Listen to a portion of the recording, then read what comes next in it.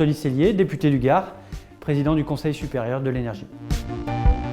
Alors elles sont nombreuses, il va être difficile de toutes les énumérer, mais la première c'est la loi hydrocarbures, fin d'exploration et d'exploitation sur les gaz de schiste et le pétrole sur notre sol, la loi des mobilités sur l'interdiction en 2040 des véhicules qui fonctionnent au diesel ou à l'essence, la loi énergie-climat, fermeture des 4 dernières centrales à charbon, l'objectif de neutralité carbone, diminution de 40% de l'utilisation des énergies fossiles. L'objectif de tout ça, c'est réduire notre dépendance aux énergies fossiles. Vous avez les projets de loi de finances, premier budget vert, utilisation de l'argent public et l'impact environnemental de l'utilisation de cet argent public.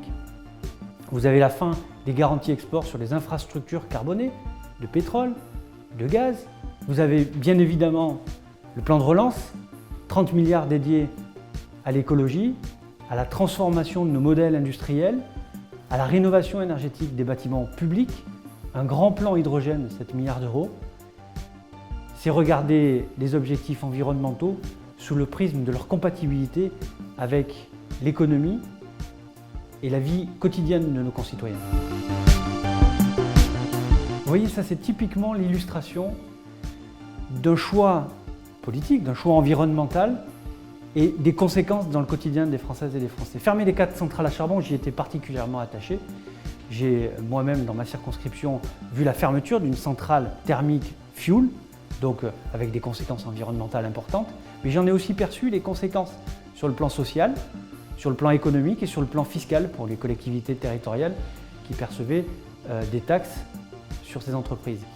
Et derrière, l'utilisation de cet argent public sur finalement le quotidien de chacun en termes de services publics. Ce que j'ai souhaité dans la loi énergie-climat, dans le cadre de la fermeture des 4 dernières centrales à charbon, c'est qu'on regarde bien l'accompagnement des personnels qui travaillaient dans ces entreprises, mais également l'écosystème qui tournait autour de ces entreprises, c'est-à-dire les sous-traitants, les territoires, pour qu'on regarde les choses à 360 degrés, le bénéfice environnemental et les externalités derrière pour les territoires, pour les femmes et les hommes qui travaillaient dans ces entreprises. Leur proposer un avenir nouveau, sur lesquels d'ailleurs il faut les auditionner, les faire contribuer à cet avenir nouveau pour leur territoire.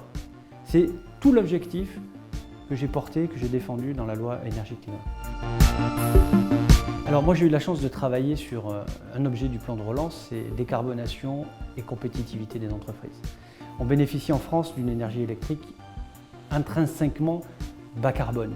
C'est un atout majeur pour nos entreprises, surtout si on regarde les choses par le prisme d'une taxe carbone européenne, ce qui laisserait imaginer que des produits manufacturés, transformés, distribués depuis la France, et fabriqués à partir d'énergie par exemple électrique, auraient un poids carbone, une empreinte carbone plus faible que des produits manufacturés, transformés ou distribués depuis d'autres pays. C'est un atout majeur de compétitivité sur les marchés de demain. Moi je le répète à chaque fois, les entreprises les plus compétitives seront les plus décarbonées. En France, on bénéficie d'une énergie bas carbone, c'est un atout majeur de positionnement à l'international.